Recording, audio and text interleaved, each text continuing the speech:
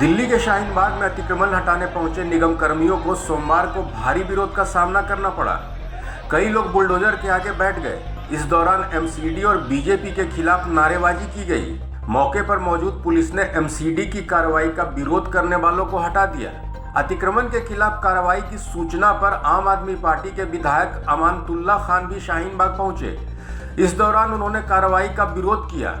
इस बीच शाहीन बाग में बुलडोजर की कार्रवाई से जुड़ा मामला सुप्रीम कोर्ट भी पहुंच गया। दरअसल सोमवार को शाहीन बाग में अतिक्रमण के खिलाफ एमसीडी ने एक्शन शुरू करने की कार्रवाई की। इस दौरान एमसीडी के बुलडोजर और निगम कर्मियों को विरोध का सामना करना पड़ा। प्रदर्शन में शामिल महिलाएं बुलडोजर के सामने बैठ गई। आम आदमी पार्टी के विधायक अमानतुल्लाह खान भी मौके पर पहुंचे और विरोध प्रदर्शन में शामिल लोगों से मुलाकात की। इसके पहले भी शाहीन बाग में बुलडोजर एक्शन की बात कही गई थी, लेकिन पुलिस सुरक्षा नहीं मिलने के कारण कार्रवाई पर 8 मई तक के लिए रोक लगा दी गई थी। साउथ एमसीडी ने अतिक्रमण हटाने के लिए बुलडोजर एक्शन के लिए रोस्टर तैयार किया था। इसके हिसाब से कार्रवाई करने की बात कही गई थी। बताते चले कि इसके पहले जहांगीरपुरी में हनुमान जयंती पर हुई हिंसा के बाद बुलडोजर की कार्रवाई की गई थी। इसका भी विरोध किया गया था। जहांगीरपुरी में निगम की कार्रवाई की शिकायत सुप्रीम कोर्ट तक पहुंची थी, जिसके बाद सुप्रीम कोर्ट ने जहांगीरपुरी में बुलडोजर एक्शन पर रोक लगा दी थी। इसी बीच शाहीन बाग में भी बुलडोजर एक्शन पर जबरदस्त हंगामा हुआ।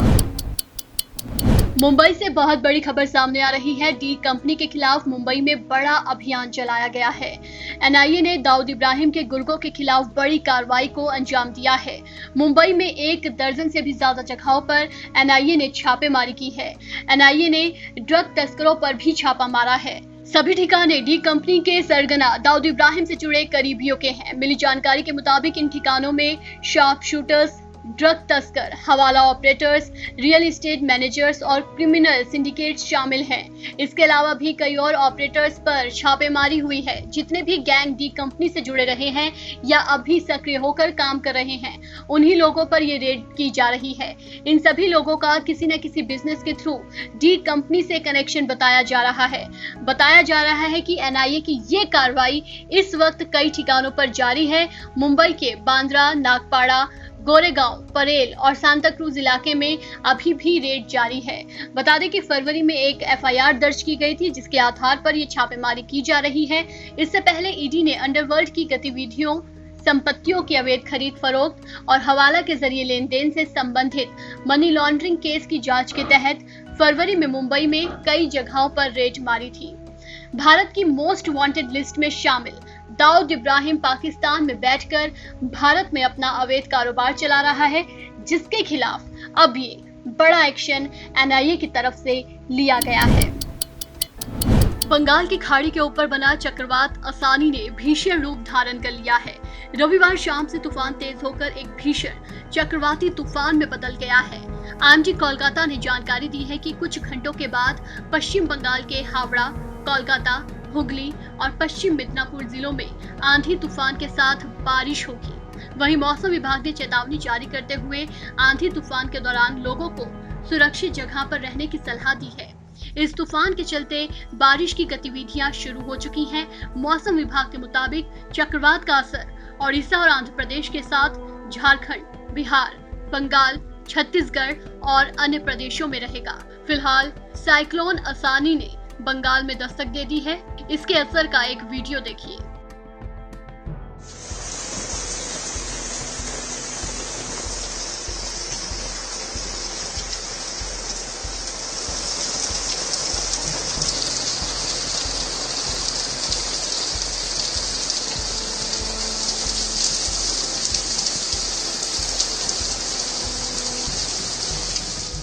इस तूफान के कारण आने वाले दिनों में आंध्र प्रदेश, ओडिशा और पश्चिम बंगाल के कुछ हिस्सों में भारी बारिश होने की संभावना जताई गई है।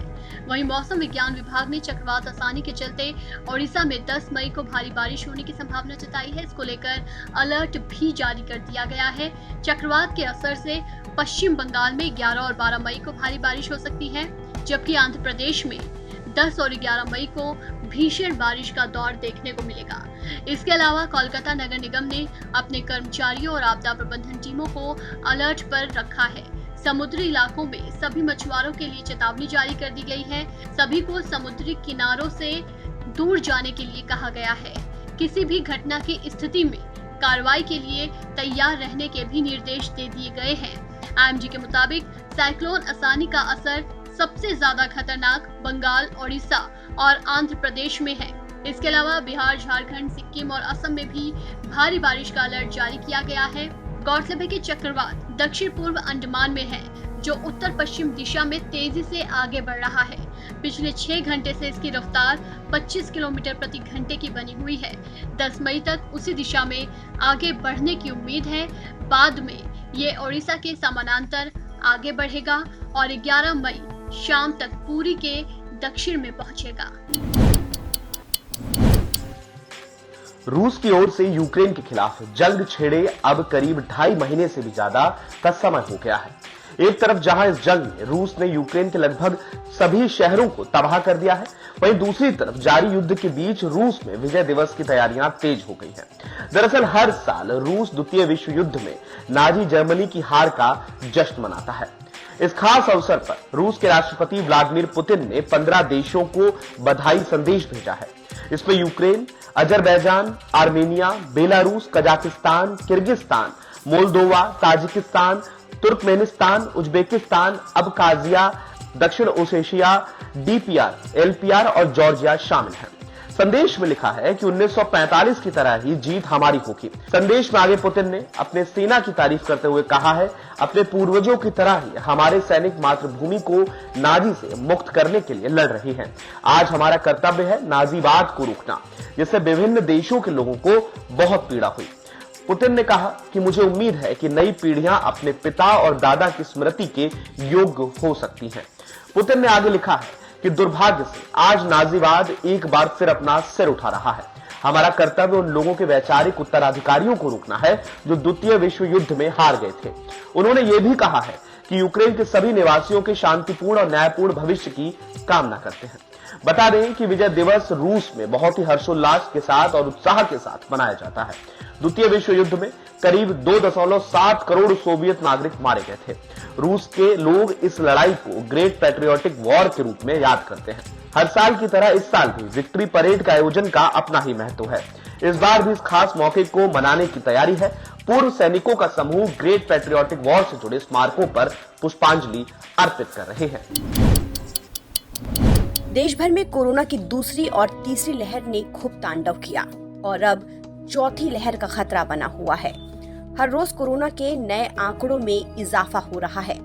कोरोना के कितने केस बढ़े, कितनी मौतें कोरोना से हुई और कितने केस कोरोना के एक्टिव हैं। कोरोना वायरस का पूरा डेटा स्वास्थ्य मंत्रालय हर दिन जारी करता है, जिसके आधार पर हम आपको कोरोना के सटीक आंकड़े देते हैं। स्वास्थ्य मंत्रालय के ताजा अपडेट के मुताबिक भारत में पिछले 24 घंटे में कोरोना वायरस के 3,207 नए केस सामने आए हैं। हालांकि राहत की बात यह है कि कल के मुकाबले कोरोना के नए मामलों में कमी आई है। कोरोना के नए मामलों में कल से 7% की कमी दर्ज की गई है। देश में अब तक कोरोना से संक्रमित हो चुके लोगों की कुल संख्या 4,31,02,535 हो गई है।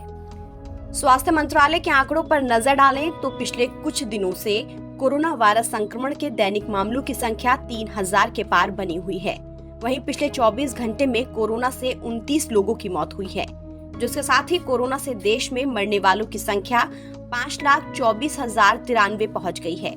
इस समय देश में कोरोना के कुल एक्टिव केस 20,403 हैं, जबकि 24 घंटे में 3,410 लोग कोरोना को मात देने में कामयाब हुए हैं। अभी तक कुल 4,25,60,905 लोग कोरोना से सही हो चुके हैं। वहीं कोरोना से जंग के लिए सरकार की ओर से वैक्सीनेशन प्रक्रिया भी जोरों पर है। देश भर में अब तक 190,34,90,396 लोगों को कोरोना की वैक्सीनेशन दी जा चुकी है। वहीं 24 घंटे में 13,50,622 लोगों को कोरोना डोज दी गई है। देश की राजधानी की बात करें तो दिल्ली कोरोना के बढ़ते मामलों में टॉप पर है। दिल्ली में लगातार कई दिनों से कोरोना के मामले 1,000 से ज्यादा ही दर्ज किए जा रहे हैं। रविवार को कोरोना वायरस संक्रमण के 1,422 नए मामले सामने आए हैं। हालांकि मौत का कोई नया मामला सामने नहीं आया है। वहीं संक्रमण दर 5.34% रही है। लेकिन इस बीच गुजरात और उड़ीसा से कोरोना के जो आंकड़े सामने आए हैं वो चिंताजनक हैं। गुजरात के एक डिजाइनिंग इंस्टीट्यूट में 24 तो वहीं उड़ीसा के स्कूल में 64 छात्र कोविड संक्रमित मिले हैं। कुछ वक्त पहले ही देश में कोरोना के मामलों की रफ्तार थम गई थी, लेकिन एक बार फिर से कोरोना कहर बरपा रहा है। ऐसे में हमें जरूरत है सतर्क और सचेत रहने की। फिलहाल इस खबर में इतना ही। देश और दुनिया की तमाम खबरों के लिए आप बने रहिए वन इंडिया हिंदी के साथ।